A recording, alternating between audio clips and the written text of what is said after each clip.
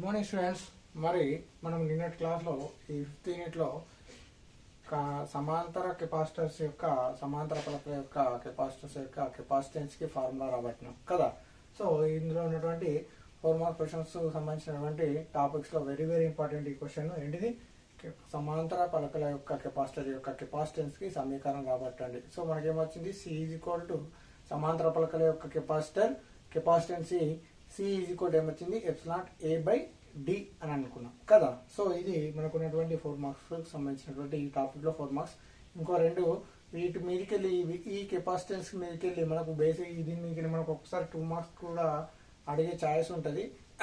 So ఒకసారి అడగడం జరుగుతుంది. సో అవి కూడా మనం ఒకసారి చూద్దాం.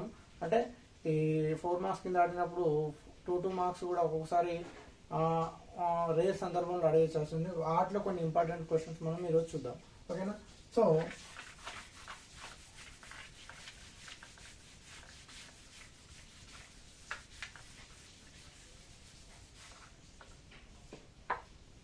సో సమాంతర క్వశ్చన్ వచ్చేసి సమాంతర పలకల కెపాసిటర్లో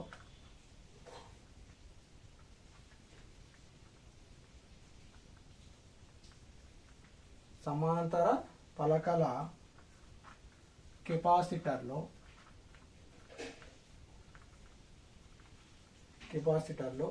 పలకల వైశాల్యాన్ని రెట్టింపు చేస్తే పలకల వైశాల్యాన్ని రెట్టింపు చేస్తే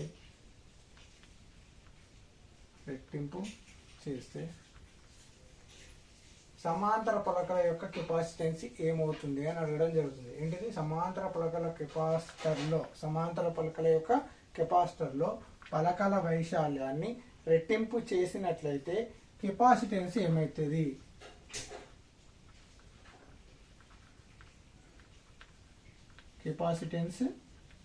ఏమవుతుంది.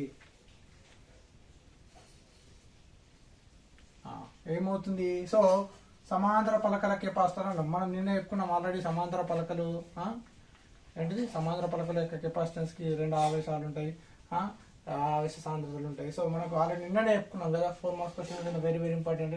సో సమాంతర పలకల యొక్క కెపాసిటర్ యొక్క కెపాసిటెన్స్ ఫార్ములా ఏమొచ్చింది మనకు, ఏమని తెలుసు, కెపాసిటెన్స్ ఫార్ములా ఏం తెలుసు, సి ఈక్వల్ టు ఏమని తెలుసు, ఎప్సిలాన్ ఏ బై డి. అంటే దీన్ని ఏమో రాసుకోవచ్చు, ఈ సూత్రం వచ్చింది కదా. అంటే దీని నుంచి మనం ఏం రాసుకోవచ్చు, C proportional to A. Capacitance అనేది పలకల యొక్క వైశాల్యానికి, ఏ అంటే ఏమవుతుంది ఇక్కడ వైశాల్యం అవుతుంది, సి అంటే ఏంది పలకల యొక్క కెపాసిటెన్స్ అవుతుంది. సో పలకల యొక్క వైశాల్యానికి ఏమవుతుంది, ఏ అనేది పలకల యొక్క వైశాల్యానికి సి అనేది అంటే కెపాసిటెన్స్ అనేది ఎట్లుంటుంది, అనులోమానుపాతంలో ఉంటుంది. సో మనకి ఏమంటుండ్రు, సమాంతర పలకల యొక్క కెపాసిటర్లో పలకల యొక్క వైశాల్యాన్ని అంటే ఈ ఏని అంట రెట్టింపు చేసిండు. అంటే ఏని రెట్టింపు చేసిండు అంటే ఈ ఏను 2a చేసిండు, అంటే రెట్టింపు చేస్తే కెపాసిటెన్స్ ఏమవుతుంది, ఏంటిది కెపాసిటెన్స్ ఏమవుతుందంటే దీని నుంచి మనం ఏం రాసుకోవచ్చు, వైశాల్యాన్ని రెట్టింపు చేస్తారు కాబట్టి ఆటోమేటిక్గా ఇది పెరిగితే, వైశాల్యం పెరిగితే సి కూడా పెరుగుతుంది. ఎందుకు, కెపాసిటెన్సీ వైశాల్యానికి ఎట్లుంటుంది, అనులోమానుపాతంలో ఉంటుంది. కాబట్టి ఏని రెట్టింపు, వాడు క్వశ్చన్లో ఏమంటున్నాడు, వైశాల్యాన్ని రెట్టింపు చేసిన అంటే ఏను రెట్టింపు చేస్తే అదేవిధంగా కెపాసిటెన్సీ కూడా ఏమవుతుంది, రెట్టింపు అవుతుంది. సో అప్పుడు ఏమవుతుంది, కెపాసిటెన్స్ ఏమవుతుందంటే కెపాసిటెన్సీ 2c అవుతుంది. ఏమవుతుంది, 2c అవుతుంది. అంటే కెపాసిటెన్స్ కూడా రెట్టింపు అవుతుంది. అది వైశాల్యాన్ని రెట్టింపు చేసింది కాబట్టి ఆటోమేటిక్గా కెపాసిటెన్స్ కూడా ఏమవుతుంది, రెట్టింపు అవుతుంది. ఈ విధంగా ఏమవుతుందంటే 2c అవుతుంది. ఈ విధంగా చెప్పచ్చు ఆన్సర్. ఇంకో రకంగా చెప్పాలంటే ఇదొక మెథడ్. ఇంకో మెథడ్లో చెప్పాలంటే వాడు ఏమి ఇచ్చిండు, సమాంతర పలకలు కాబట్టి 2 కెపాసిటర్లు, మనం ఒకటి C2 C1, 2 కెపాసిటర్లు C2 by C1 A1 by A2 అంటే 2 వైశాల్యాలు. ఇవి 2 మనకు సూత్రం, C2 by C1 equal A1 by A2 కదా. సో మనకు వాడు ఇచ్చింది ఏంది, C2 by C1 equal A1 by A2. So వాడు ఏమంటుండు, సమాంతర పలకల కెపాసిటర్ పలకల వైశాల్యాన్ని రెట్టింపు చేసిండు. ఏమంటుండు, పలకల యొక్క వైశాల్యాన్ని ఏమని రెట్టింపు చేసిండు. మనకు ఇక్కడ సూత్రం ఉంది సేమ్ ఇక్కడ కూడా. C capacitance C is equal to ఏమవుతుంది, epsilon A by D, epsilon A by D కదా. సో ఇప్పుడు చూడండి, వాడు ఇచ్చినవి ఏంది, A2 మనకు A2 ఇచ్చిండు. A2 ఈజ్ ఈక్వల్ టు ఇచ్చినవి ఏంది, A2 ఈక్వల్ టు ఏమిచ్చిండు 2A1, అంటే వైశాల్యాన్ని ఏం చేసిండు, రెట్టింపు చేసిండు. So A2 is equal to మనం ఏమనుకుంటున్నాము A1 కదా. సో ఇది A1 by C2 by C1 by A2 by A1. ఇప్పుడు చూడండి, A2 ఈజ్ ఈక్వల్ టు ఏమిచ్చిండు 2A1. సో ఇందులో ప్రతిక్షేపించండి, C2 by C1 is equal to A2 దగ్గర ఏమో రాసుకోవచ్చు, A2 ఈజ్ ఈక్వల్ టు మనకేముంది 2A1, వాడేమి ఇచ్చిండు రెట్టింపు చేసిండు కాబట్టి A1 బై మిగిలింది A1. సో ఇక్కడ A1 క్యాన్సల్ అవుతుంది. సో అప్పుడు ఏమవుతుంది, C2 ఈజ్ ఈక్వల్ టు దీని నుంచి ఏమో రాసుకోవచ్చు, C2 ఈజ్ ఈక్వల్ టు ఇది అటుపోతే ఏమవుతుంది 2C1, అంటే కెపాసిటెన్స్ ఏమవుతుంది రెట్టింపు అవుతుంది. అంటే 2C వచ్చింది, ఇక్కడ కూడా 2C. ఇక్కడ రెండు కెపాసిటర్లు తీసుకున్నాం కాబట్టి C1 C2 తీసుకుంటాం. సో కెపాసిటర్ C2 రెండోది ఏమవుతుంది, C2 ఈజ్ ఈక్వల్ ఏమవుతుంది 2C1, అంటే వైశాల్యాన్ని రెట్టింపు చేస్తే కెపాసిటెన్స్ ఏమవుతుంది రెట్టింపు అవుతుంది. సో ఈ ఏ సూత్రం నుండి మనకు కెపాసిటెన్స్ అనే ఫార్ములా ఇచ్చింది కాబట్టి కెపాసిటెన్స్ అనే ఫార్ములా నుంచి C ప్రపోర్షనల్ టు ఏంటిది ఏ, వైశాల్యాన్ని రెట్టింపు చేస్తే ఆటోమేటిక్గా కెపాసిటెన్స్ అనేది రెట్టింపు అవుతుంది. ఈ విధంగా రావచ్చు, లేకపోతే ఏ సూత్రం ఉంది, ఈ సూత్రం నుంచి మనకు ఇచ్చింది ఏంది A2 is equal to A1 కాబట్టి A2 ని ప్రతిక్షేపించినట్టయితే A1 క్యాన్సల్ అవుతుంది. సో అప్పుడు C2 ఈజ్ ఈక్వల్ ఏమవుతుంది 2C1, అంటే కెపాసిటెన్స్ ఏమవుతుంది రెట్టింపు అవుతుంది. ఈ విధంగా చెప్పవచ్చు. ఓకేనా, ఈ విధంగా మనకు అడగడం జరుగుతుంది. నెక్స్ట్ ఇన్ననే మనకు ఇంకో రెండు ప్రాబ్లమ్స్ ఉన్నాయి. ప్రాబ్లమ్స్ చూద్దాం.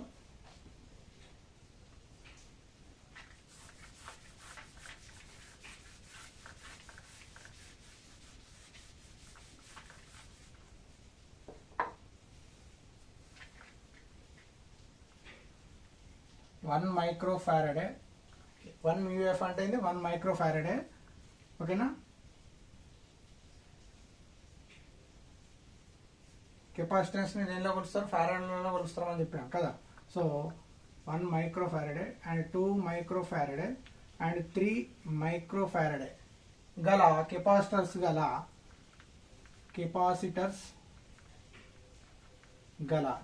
గల కెపాసిటర్లను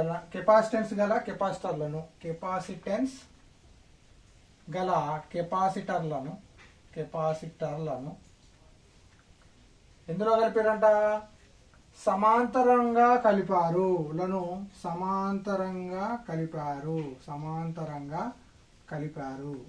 సో సమాంతరంగా కలిపినప్పుడు ఏమవుతుందంటే వాటిలో ఆవేశాల నిష్పత్తి ఎంత, ఎంత ఉంటుంది. అదేవిధంగా నెక్స్ట్ బి ఏమవుతుందంటే వాటిలో పొటెన్షియల్ భేదాల నిష్పత్తి ఎంత,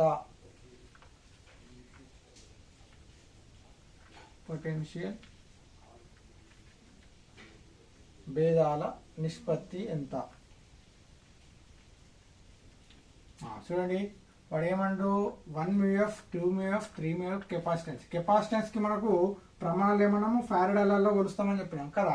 ఫారడ్ అంటే 1 మైక్రోఫారడే 2 మైక్రోఫారడే 3 మైక్రోఫారడే కెపాసిటెన్స్ గల కెపాసిటర్లు ఉన్నది. ఈ 3 కెపాసిటర్ అంటే 3 కెపాసిటర్లు తీసుకురు. ఒక కెపాసిటర్ యొక్క కెపాసిటెన్స్ 1 μF, రెండవ కెపాసిటర్ 2 μF, అంటే మూడో కెపాసిటెన్స్ అంటే C1 equal to 1 μF, C2 is equal to 2 μF, C3 is equal to ఏమొచ్చిండు 3 μF. అంటే 3 కెపాసిటర్ల యొక్క కెపాసిటెన్స్ ఇచ్చిండు. ఒకటి C1 C2 C3 ఇచ్చిండు. గల కెపాసిటర్లను ఎట్లా కలిపిండట, సమాంతరంగా కలిపిండు. మనకు ఆల్రెడీ మనం సమాంతరంగా అంటే తెలుసు. సమాంతరంగా అంటే ఈ విధంగా కదా, 1 2 3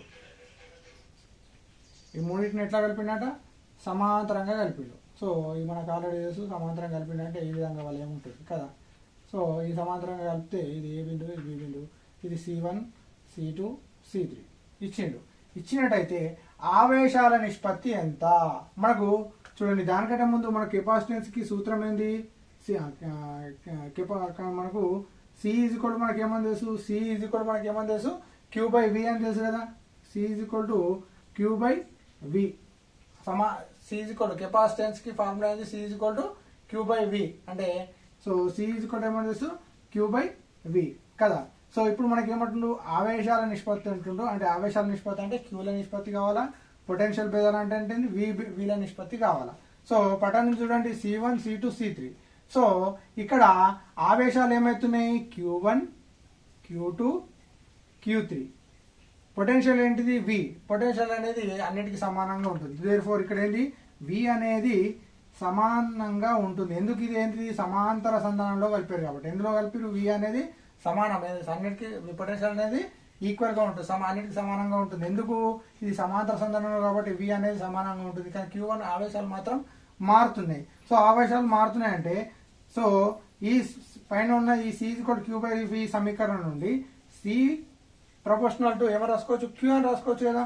C proportional to Q, C proportional to Qను అంటే ఇదేమో రాసుకోవచ్చు C ప్రపోర్షనల్ టు Q అంటే దీని ఏమో రాసుకోవచ్చు C1 east C2 east C3 is equal to ఏమవుతుంది Q1 east Q2 east Q3. మరి C1 C2 3 అంటే కెపాసిటర్ 1 కెపాసిటర్ 2 కెపాసిటర్ 3 యొక్క కెపాసిటర్ ఎంత 1 2 3 అంటే 1 ఈస్ట్ 2 ఈస్ట్ 3. సో 1:2:3 అంటే అప్పుడు Q1 east Q2 east Q3 is equal to ఏమవుతుంది 1:2:3. ఎందుకు కెపాసిటెన్స్ మరియు ఆవేశం ఇవి రెండు కూడా ఇడ సమానంగా ఉంటుంది. ఎందుకు ఇది ఈ C ప్రపోర్షనల్ టు Q కాబట్టి C1 east C2 east C3 is equal to ఏమవుతుంది Q1 east Q2 east Q3. మరి C1 C2 C3 ఏమొచ్చినాయి 1 2 అంటే ఇది 1 ఇది 2 ఇది 3. అప్పుడు ఏమవుతుంది 1:2:3 equal to Q1 east Q2 east Q3 equal to అప్పుడు ఏమవుతుంది 1:2:3. సో ఆవేశాల నిష్పత్తి Q1 east Q2 east Q3 equal to ఎంత 1:2:3 అనేది రావడం జరిగింది. నెక్స్ట్ పొటెన్షియల్ భేదాల నిష్పత్తి అంటుండే. ఏంటిది పొటెన్షియల్ భేదాల నిష్పత్తి. మరి పొటెన్షియల్ భేదాల నిష్పత్తి అంటే ఏంటిది V1 east V2 east V3 కదా. V1 east V2 east V3. కానీ ఇక్కడ చూసినట్టయితే ఏమవుతుంది V1 is equal to V2 is equal to V3 అవుతుంది. ఎందుకంటే ఇక్కడ పొటెన్షియల్ అనేది ఏంటిది సమానం కాబట్టి ఈడ మూడు పొటెన్షియల్ కూడా ఈడ ఎట్లుంటాయి సమానంగా ఉంటుంది. So V is equal to ఏమవుతుంది 1 అయినప్పుడు సో అప్పుడు ఏమవుతుంది V1 east V2 east V3 ఏమవుతుంది 1:1:1 అంటే ఈ యొక్క పొటెన్షియల్ యొక్క భేదాల నిష్పత్తి ఎంత అంటే 1:1:1 అనేది రావడం జరుగుతుంది. ఎందుకు 1 ఉంటుందంటే ఇక్కడ V1 equal V2 equal V3 అంటే ఇక్కడ మొత్తం కూడా V ఈక్వల్ పొటెన్షియల్ భేదాలు ఎట్లా సమానంగా అన్నాం కాబట్టి సో పొటెన్షియల్లో ఇక్కడ ఒకటి ఉంది కాబట్టి సో 1 ఇక్కడ V1 ఈక్వల్ 1 అయినా V2 ఈక్వల్ 1 అయినా V3 ఈక్వల్ 1 కాబట్టి V1 V2 V3 ఈక్వల్ ఏమవుతుంది 1:1:1. ఇది పొటెన్షియల్ భేదాల నిష్పత్తి అవుతుంది. మరి అదేవిధంగా కెపాసిటెన్స్ అదేవిధంగా ఆవేశాల నిష్పత్తి అంటే ఏమని తీసుకోవచ్చు మనకున్న సూత్రం ప్రకారం C ఈక్వల్ మనకి ఏం తెలుసు కెపాసిటెన్స్ కి సూత్రం ఏం తెలుసు మనం స్టార్టింగ్ చెప్పుకున్నాం. ఏంటిది ఒక వాహకానికి ఆవేశాన్ని ఇచ్చినట్టయితే అప్పుడు ఏమవుతుంది ఆ యొక్క ఆవేశం అనేది ఆ యొక్క కెపాసిటెన్స్ కి ఎట్లుంటుంది అనులోమానుపాతంలో ఉంటుందని మనం చెప్పుకున్నాం. సో ఆవేశం అనేది పొటెన్షియల్ కి అనులోమానుపాతంలో ఉన్నట్టయితే Q ప్రపోర్షనల్ టు V అయితే Q ఈజ్ ఈక్వల్ టు మనం ఏమనుకున్నాం CV అనుకున్నాం. అప్పుడు C ఈజ్ ఈక్వల్ టు ఏమైంది Q/V. So C is equal Q/V సూత్రం నుండి V అనేది మనకు తెలుసు సమానంగా ఉంది కాబట్టి V అనే వాల్యూ ఎంత 1 అంటే V ఈజ్ ఈక్వల్ ఏమంటున్నాం ఇక్కడ V ఈజ్ ఈక్వల్ ఏమని తెలుసు మనకు V1 equal to V2 equal to V3 ఇక్కడ కాబట్టి ఇది ఏమవుతుంది ఒకటే వాల్యూ ఉంటుంది. కానీ మనకు కావాల్సింది ఆవేశాల నిష్పత్తి కాబట్టి ఆవేశం Q ఆవేశం ఎట్లుంది Cకి ఎట్లుంటుంది అనులోమానుపాతంలో ఉంటుంది. Q ప్రపోర్షనల్ టు C లేదా C ప్రపోర్షనల్ టు Q అని రాసుకోవచ్చు కదా. అప్పుడు C1 east C2 east C3 equal అవుతుంది Q1 east Q2 east Q3 equal అవుతుంది. మరి C1 C2 C3 మనకు తెలుసు 1:2:3 ఈస్ట్ కాబట్టి therefore Q1 east Q2 3 equal అవుతుంది 1:2:3 అనేది రావడం జరుగుతుంది. ఈ విధంగా ఆవేశాల నిష్పత్తి పొటెన్షియల్ భేదాల నిష్పత్తి అడిగినట్టయితే ఏంటిది సమాంతర సంధానంలో కలిపినట్టయితే వాటి యొక్క ఆవేశాల నిష్పత్తి మరియు సమాంతర ఏ విధంగా రాబట్టవచ్చు అనేది ఈ విధంగా రాబట్టవచ్చు. ఓకేనా. ఇదేంటిది ఈ కెపాసిటర్లను ఎట్లా సమాంతరంగా కలిపిండు. ఒకవేళ శ్రేణిలో కలిపితే ఎట్లుంటుందో మనం చూద్దాం. ఓకేనా. ఇది అర్థమైంది కదా సమాంతరంగా కలిపితే ఎట్లుంటుందో.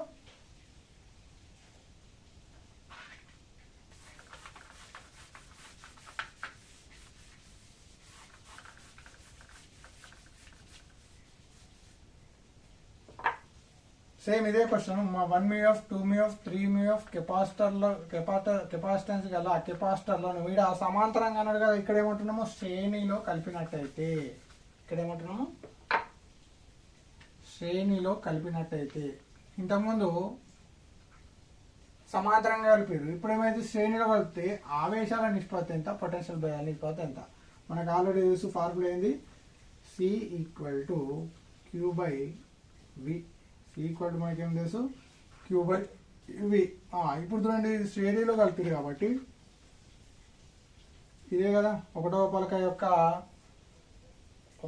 యొక్క రెండవ పలకను ఏం చేస్తున్నాము, ఒకటవ కెపాసిటర్ యొక్క రెండవ పలకను రెండవ కెపాసిటర్ యొక్క మొదటి పలక కలిపినాం, రెండవ కెపాసిటర్ యొక్క రెండవ పలకను మూడవ కెపాసిటర్ యొక్క మొదటి పలక కలిపినట్టయితే కదా, ఇట్లేం కదా. సో ఈ విధంగా కలిపినట్టయితే దీని ఏమంటున్నాము సమాంతర సంధానం అని అంటారు కదా. సో ఇదేం చేస్తాం, బ్యాటరీ కలిపేస్తాం.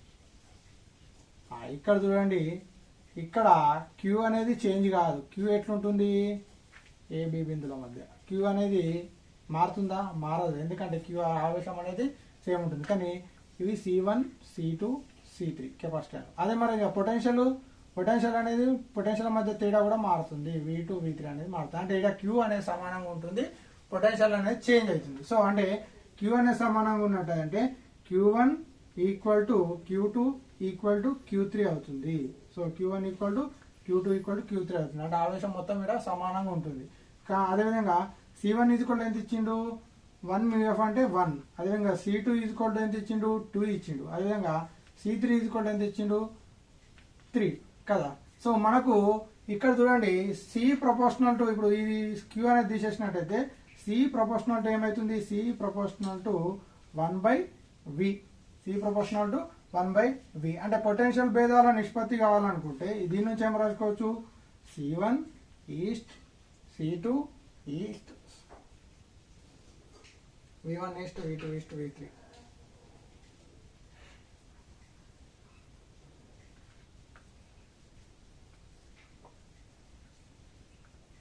సారీ మనకి V కావాలి కదా. సో మనకు ఏంటిది పొటెన్షియల్ భేదాలు కావాలా. సో పొటెన్షియల్ భేదాలు అంటే, సో ఇక్కడ చూడండి C = QV నుండి మనం ఏం రాసుకోవచ్చు, దీని నుంచి Vని ఇటు పంపించినట్టయితే V = ఏమవుతుంది Q/C. So Q1 east Q2 east Q3 అంటే ఫస్ట్ మనము ఆవేశాల నిష్పత్తి కనుక్కుందాం.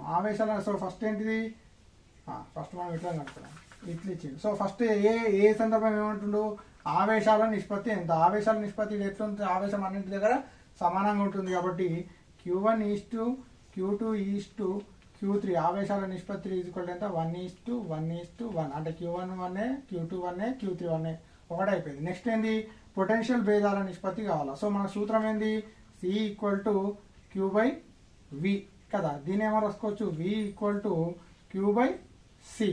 దీని నుంచి ఏమో రాసుకోవచ్చు, V = Q అంటే V ఏంటిది, Q ఎంత వచ్చింది 1 కదా. సో 1/C అంటే దీని ఏమో రాసుకోవచ్చు, V ప్రపోర్షనల్ టు 1/C అని రాసుకోవచ్చు. V ప్రపోర్షనల్ టు 1/C అంటే పొటెన్షియల్ అనేది కెపాసిటెన్స్ కి విలోమానుపాతంలో ఉంటుంది కదా. సో ఇప్పుడు V ప్రపోర్షనల్ టు 1/C అంటే మనకు కావాల్సింది V1 east V2 east V3 = 1/C1 east 1/C2 east 1/C3 కదా. So V1 east V2 east V3 = 1/C1 అంటే ఎంత 1, C2 అంటే ఎంత 2, C3 అంటే ఎంత 3. So 1/1 east 1/2 east 1/3. సో ఇక్కడ చూడండి V1 ఈస్ట్ V2 ఈస్ట్ మనకు ఇవన్నీ నిష్పత్తులు కదా. నిష్పత్తుల్లో వీటన్నిటిని ఏం చేసుకోవచ్చు, గుణించినట్టయితే 2 3 6. సో 6 అయితే సో అప్పుడేమవుతుంది, V1 east V2 east V3 = 1/6 అయితే ఒకటి, సారీ ఇది 6 అవుతుంది కదా, పైకి వస్తే ఏమవుతుంది 6/1 అవుతుంది, ఈస్ట్ 6/2 అవుతుంది, ఈస్ట్ 6/3. సో ఇది 6/1 అంటే 6 అవుతుంది, 6/2 అంటే 2 3 6 కొట్టేస్తే ఇది 2 3 6 అంటే 3 అవుతుంది. సో ఇదేంది 6/3, 3 1 3 3 2 6 అంటే ఇదేమవుతుంది 3 అవుతుంది. So therefore V1 east V2 east V3 = ఏమొచ్చింది 6 ఈస్ట్ ఇదంతా 2 3 6 3:2 అనేది రావడం జరిగింది. సో పొటెన్షియల్ భేదాల నిష్పత్తి ఎంత 6:3:2 అనేది రావడం జరిగింది. ఇది శ్రేణి సంధానంలో కలిపినట్టయితే ఆ యొక్క ఆవేశాల నిష్పత్తి, పొటెన్షియల్ భేదాల నిష్పత్తి అనేది ఈ విధంగా తీసుకోవడం జరుగుతుంది. ఓకేనా, అర్థమైంది కదా. C = Q/V, Q1 Q2 సమానం కాబట్టి ఈ విధంగా తీసుకున్నాం, ఇవి శ్రేణిలో కలుపుతున్నాం. సో Q1 Q2 Q3లో ఈ నిష్పత్తులు ఎంత 1:1. మనకి నెక్స్ట్ కావాలంటే పొటెన్షియల్ భేదాల నిష్పత్తి కావాలంటే మనకి ఈ సూత్రం నుంచి V ఏమవుతుంది 1/C అవుతుంది. అంటే V ప్రపోర్షనల్ 1/C అంటే మనకు కావాల్సింది ఏంది పొటెన్షియల్ కావాలి కాబట్టి V1:V2:V3 ఏమవుతుంది 1/C1 1/C2 1/C3 అవుతుంది. కానీ 1/C1 అంటే ఎంత 1/1, 1/C2 అంటే ఎంత 1/2, 1/C3 అంటే 1/3. కాబట్టి ఈ కింద మొత్తం వీటిని గురించినట్లయితే 6 ఇంటూ 6 కాబట్టి ఇది పైకి పంపించినట్టయితే 6/1, 6/2, 6/3 అంటే 6/1 అంటే ఎంత 6, 6/2 అంటే ఎంత 2 3 6 ఒకటి అవుతుంది కాబట్టి 3.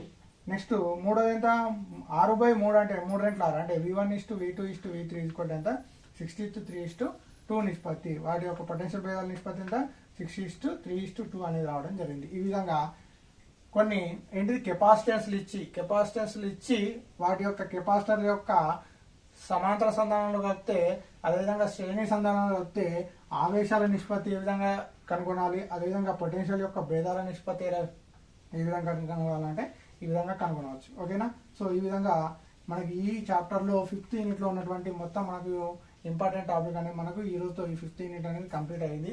సో ఇందులోకి వెళ్ళి కంపల్సరీ మనకు 4 మార్క్స్ క్వశ్చన్ కంపల్సరీ అడుగుతాడు. ఇందులోకి వెళ్ళి ఎట్టి పరిస్థితుల్లో మనం 4 మార్క్స్ అనేది విడిచిపెట్టద్దు. మాక్సిమం 4 మార్క్స్ వస్తాయి. ఒకవేళ మారిన పాఠం ప్రకారం కలిపితే ఇంకొక 4 మార్క్స్ యాడ్ అవుతాయి. కాబట్టి ఈ కంపల్సరీ మీద ఇందులోకి వెళ్ళి 4 మార్క్స్ అనేది మర్చిపోద్దు. ఈ ఒకసారి వాటికి సంబంధించిన ప్రాబ్లమ్స్ కూడా ఒక్కొక్కసారి అంటే ఇదంతా దేని మీద ఉంది కెపాసిటెన్స్కి సంబంధించినది. ఇందులో మనకు 2 పార్ట్ల వీడియో కొట్టచ్చు ఈ యూనిట్ను. స్థిర విద్యుత్ పొటెన్షియల్ ఒక పార్ట్, కెపాసిటెన్స్కి ఒక పార్ట్. అంటే స్థిర విద్యుత్ పొటెన్షియల్ మీదకి వెళ్ళి క్వశ్చన్ అడగచ్చు, లేదా కెపాసిటెన్స్ల మీదకి వెళ్ళి అడిగినట్టయితే సమాంతర కెపాసిటర్ను శ్రేణి సంధానంలో కలపడం, కెపాసిటెన్స్ సమాంతర సంధానంలో కలపడం, లేదా సమాంతర పలకల యొక్క కెపాసిటెన్స్కి ఫార్ములాను రాబట్టడం, లేదా స్థిర విద్యుత్ పొటెన్షియల్కి సంబంధించినటువంటి క్వశ్చన్స్ అనేది అడగడం జరుగుతుంది. ఇది మనకున్నటువంటి 5th యూనిట్కి సంబంధించినటువంటి టాపిక్ అండ్ అందులో ఉన్న ఇంపార్టెంట్ టాపిక్స్. ఓకేనా. నెక్స్ట్ 6th యూనిట్కి వెళ్ళిపోదాం. ఈరోజు అందులో ఓన్లీ ఇంట్రడక్షన్ చెప్తున్నాం. మళ్ళీ రేపటి క్లాస్లో దానికి సంబంధించిన అందులో ఉన్నటువంటి మెయిన్ టాపిక్లోకి వెళ్ళిపోదాం. ఓకే.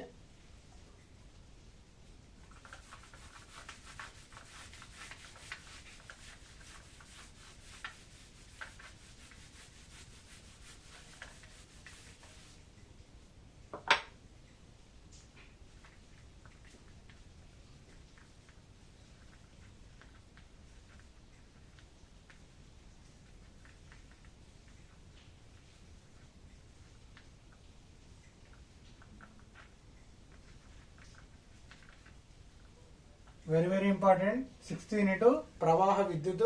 ఇందులోకెళ్ళి మనకు కంపల్సరీ లాంగ్ క్వశ్చన్ అనేది రావడం జరుగుతుంది. Very important unit. మనకు ఇందులోకెళ్ళి ఏంటిది మనకు ఒక 8 మార్క్స్ క్వశ్చన్స్ అనే 8 మార్క్స్ క్వశ్చన్ ఇందులోకెళ్ళి కంపల్సరీ ఒక లాంగ్ క్వశ్చన్ అనేది రావడం జరుగుతుంది. 4 మార్క్స్ 2 మార్క్స్ ఇందులోకెళ్ళి రాదు. మనకు ఒక 8 మార్క్స్ క్వశ్చన్ అడుగుతాడు. ఆ 8 మార్క్స్ కింద మనకు 2 మార్క్స్ ప్రాబ్లం కూడా అడుగుతాడు ఒక్కొక్కసారి. అంటే 6 మార్క్స్ దానికి క్వశ్చన్కి 2 మార్క్స్ ప్రాబ్లం కింద మొత్తం 8 మార్క్స్ అనేది అడగడం జరుగుతుంది. ఈ ప్రవాహ విద్యుత్ టాపిక్ అనేది వెరీ ఇంపార్టెంట్. సో మనకు ఆల్రెడీ ఇంట్లో మనకు డెలిటెడ్ టాపిక్ అని చెప్పేసినాం కదా, కొంత డెలిటెడ్ టాపిక్ తీసేసిండు. సో అందులో దీనికి సంబంధించినటువంటి ఏంటిదంటే నిరోధాల సంయోగం, అంటే నిరోధాల సంయోగం అనే టాపిక్ డెలిట్ చేయడం జరిగింది.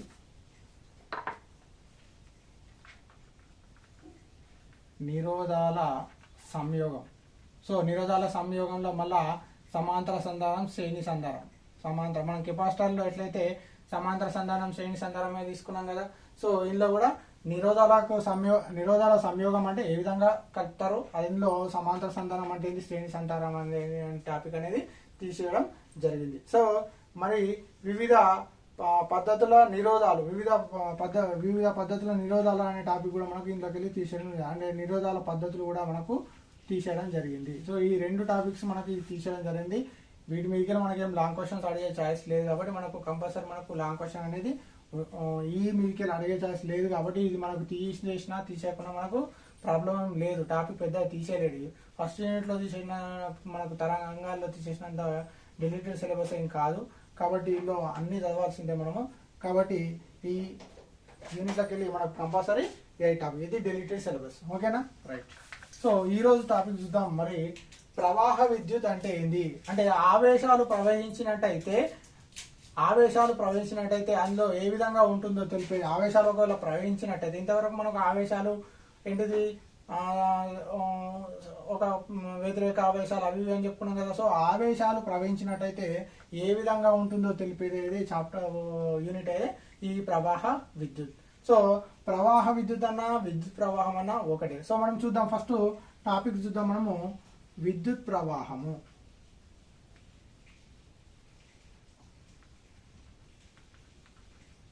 విద్యుత్ ప్రవాహం అన్నా లేదా దీన్ని ఏమంటున్నాము ప్రవాహ విద్యుత్. విద్యుత్ ప్రవాహం అన్న ప్రవాహ విద్యుత్ అన్న ఒకటి. మరి విద్యుత్ ప్రవాహం అంటే మనం ఆల్రెడీ చెప్పినాము, విద్యుత్ ప్రవాహం అన్న ప్రవాహ విద్యుత్ అన్న అనుకున్నాం. ఆవేశాల ఎలక్ట్రాన్ల ప్రవాహాన్ని విద్యుత్ ప్రవాహం అంటారు, లేదా ఆవేశాల ప్రవాహాన్ని విద్యుత్ ప్రవాహం అంటారు, దాన్నే ప్రవాహ విద్యుత్ అంటారు. కానీ మనం డెఫినేషన్ ఫిజిక్స్ చెప్పాలా, కరెక్ట్ చెప్పాలా కదా. ప్రమాణ కాలంలో ప్రమాణ వైశాల్యం గుండా ప్రమాణ కాలంలో ప్రమాణ వైశాల్యం గల వాహకం గుండా ఏంటిది ప్రమాణ కాలంలో ప్రమాణ వైశాల్యం గల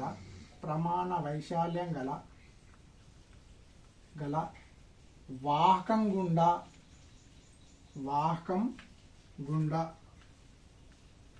ప్రమాణ వైశాల్యం గల వాహకం గుండా ప్రవహించే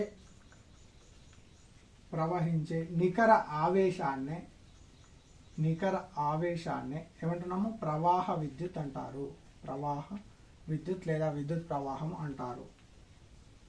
అంటే ప్రమాణ కాలంలో అంటే ఏకాంక కాలంలో ప్రమాణ వైశాల్యం గుండా అంటే ఏకాంక వైశాల్యం గల ఒక వాహకం గుండా ప్రవహించే నికర ఆవేశాన్నే ఏమంటున్నాము విద్యుత్ ప్రవాహము లేదా ప్రవాహ విద్యుత్ అంటారు.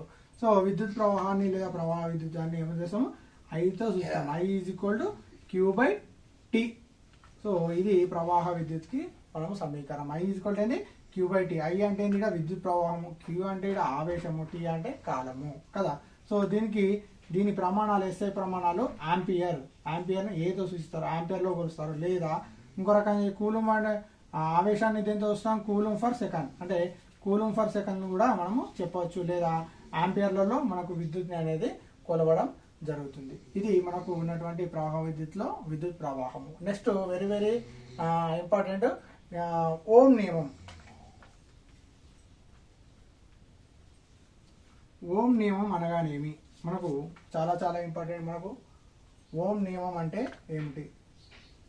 ఓం నియమం అంటే ఏంటంటే స్థిర ఉష్ణోగ్రత వద్ద ఒక వాహకం గుండా ప్రవహించే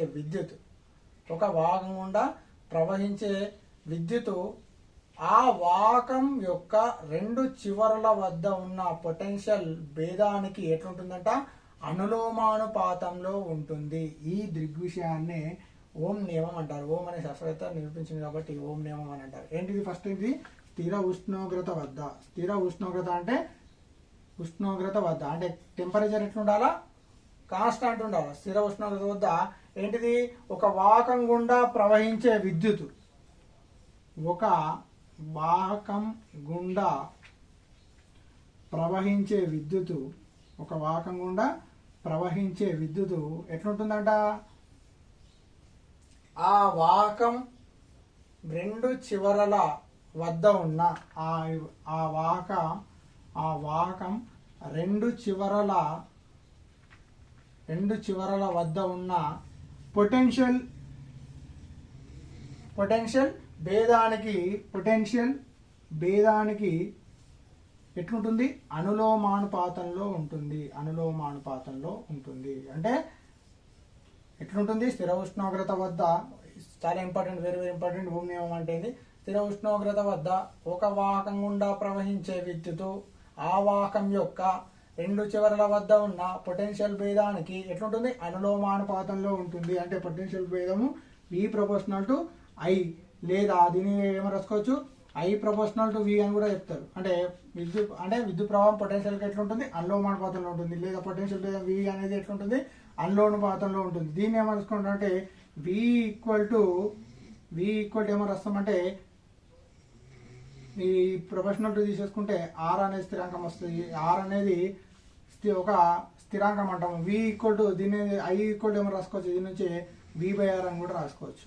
ఐ ఈక్వల్ టు ఏమో రాసుకోవచ్చు, వి బై ఆర్ అని రాసుకోవచ్చు. వి ఈక్వల్ టు కూడా ఏమో రాసుకోవచ్చు, దీని నుంచి వి ఈక్వల్ టు ఏమో రాసుకోవచ్చు ఐఆర్, వి ఈక్వల్ టు ఏమో రాసుకోవచ్చు ఐఆర్ అనేది రాసుకోవచ్చు. సో దీన్ని ఏమంటున్నాం అంటే పొటెన్షియల్ ఓం నియమం అంటున్నాం. అంటే ఓం నియమం ఏం చేస్తుంది, స్థిర ఉష్ణోగ్రత ఒక వాహకం గుండా ప్రవహించే విద్యుత్ అంటే ఏంటి ఐ ప్రపోర్షనల్ టు ఏంటి వికి అనులోమానుపాతంలో ఉంటుంది. సో వీకి అనులోమానుపాతంలో ఉంటుంది కాబట్టి దీని ఏమో చూసుకుని ఈ ప్రొఫెషనల్ తీసేయాలంటే ఈక్వల్ పెట్టుకుంటే ఒక స్థిరాంకం వస్తుంది. ఆ స్థిరాన్ని ఏమంటాము ఆర్. దీన్ని ఇంకోటి ఏమంటారు, వాహకం యొక్క నిరోధం అని కూడా అంటారు. ఆర్ని ఏమంటారు, నిరోధం అంటారు. వాహకం యొక్క నిరోధాన్ని తెలుస్తుంది. సో ఆర్ అంటే ఏంటిది, వాహకం యొక్క నిరోధము, దీని యొక్క ప్రమాణాలు వచ్చేసి ఓమ్స్. ప్రమాణాలు వచ్చేసి ఏంటిది ఓమ్స్. ప్రమాణాలు వచ్చేసి ఓం. ఆర్ అనేది దేని తెలుస్తుంది, వాహకం యొక్క నిరోధాన్ని తెలుస్తుంది. వి అనేది పొటెన్షియల్ అని తెలియజేస్తుంది. ఐ అనేది ఆ ప్రవహించే విద్యుత్ ప్రవహిస్తుంది. సో వీటి మధ్య సంబంధం చూస్తే ఓం నియమం ఏం చెప్తుంది, వి ఈక్వల్ టు ఐఆర్. దీనికి మనము పొటెన్షియల్ కు మరియు నిరోధానికి మరియు విద్యుత్ ప్రవాహానికి మనకు ఒక త్రిభుజం తీసుకున్నట్టయితే ఆ త్రిభుజం ద్వారా మనకి ఈజీగా తెలుసుకోవచ్చు. వి ఈక్వల్ టు మనం ఏమనుకున్నాం ఐఆర్ కదా. సో ఇప్పుడు చూడండి, ఇది వి పొటెన్షియల్, ఇది ఐ, ఇది ఆర్. సో ఈ మూడింటి మధ్య ఈ త్రిభుజం ద్వారా మనం సమీకరణం రాబట్టచ్చు. ఫస్ట్ మనం వి కావాలనుకున్నాం అనుకో, వి ఈక్వల్ టు ఇది తీసేస్తున్నాం, వి ఈక్వల్ టు వి ఇట్లా మూసేసినాం అనుకో, ఇవన్నీ ఉన్నాయి పక్క పక్కన ఉన్నాయి కాబట్టి వి ఈక్వల్ ఏమవుతుంది ఐఆర్. ఒకవేళ ఐ కావాలనుకున్నాం అనుకో, ఐ ఈక్వల్ టు ఐ మూసేయాలంటే అప్పుడు ఏమైంది వి బై ఆర్. ఐ ఈక్వల్ ఏమైంది వి బై ఆర్. ఒకవేళ ఆర్ కావాలనుకోండి, ఆర్ తీసుకున్నట్టయితే ఆర్ వచ్చినట్టయితే అప్పుడు ఏమవుతుంది ఆర్ ఈక్వల్ ఏమవుతుంది వి బై ఐ. అంటే ఈ త్రిభుజం ద్వారా నిరోధానికి మనకు ఆర్కు నిరోధం యొక్క విలువ రాబట్టవచ్చు, పొటెన్షియల్ యొక్క సమీకరణం రాసుకోవచ్చు, అదే విద్యుత్ ప్రవాహం యొక్క సమీకరణాన్ని కూడా రావచ్చు. అంటే ఈ ఓం నియమం ద్వారా మనము మూడిటి విలువలు యొక్క తెలుసుకోవచ్చు. అంటే వీటి మూడు విలువల మధ్య ఉన్న సంబంధం తెలుపుతుంది. పొటెన్షియల్ మరియు విద్యుత్ ప్రవాహం మరియు నిరోధాల మధ్య సంబంధాన్ని తెలపడం జరుగుతుంది. ఓకేనా. ఈ విధంగా ఓం నియమం అనేది ఏం చెప్తుంది, స్థిర ఉష్ణోగ్రత వద్ద ఒక వాహకం గుండా ప్రవహించే విద్యుత్ అనేది ఆ వాహకం రెండు చివరల వద్ద ఉన్న పొటెన్షియల్ భేదానికి ఎట్లుంటుంది, అనులోమానుపాతం ఉంటుంది. Therefore V proportional to I లేదా ఐ ప్రపోర్షనల్ టు వి అని కూడా చెప్పొచ్చు. అప్పుడు వి ఈక్వల్ టు ఐఆర్ అవుతుంది.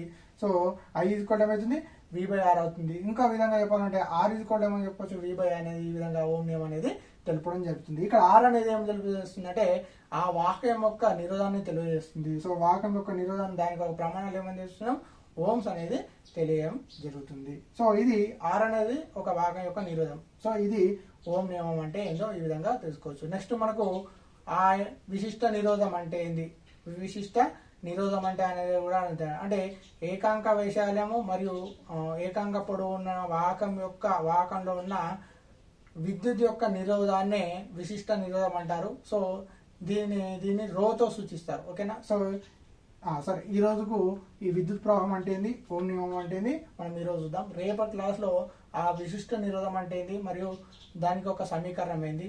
నెక్స్ట్ మనకు రేపటి క్లాస్లో వెరీ ఇంపార్టెంట్ 8 మార్క్స్ టాపిక్స్లోకి వెళ్ళిపోతాం కాబట్టి కిర్కాఫ్ లాస్ అని ఉంటుంటుంది. కిర్కాఫ్ నియమాలు అంటే ఏంది, వాటి నుంచి మనకు లాంగ్ క్వశ్చన్ అనేది రావడం జరుగుతుంది. సో మనం రేపటి క్లాస్లో ఆ యొక్క కిర్కాఫ్ లాస్ మరియు లాంగ్ క్వశ్చన్ టాపిక్స్లోకి వెళ్ళిపోతాం కాబట్టి రేపటి క్లాస్ ఎవరు మిస్ కావద్దు. ఓకేనా.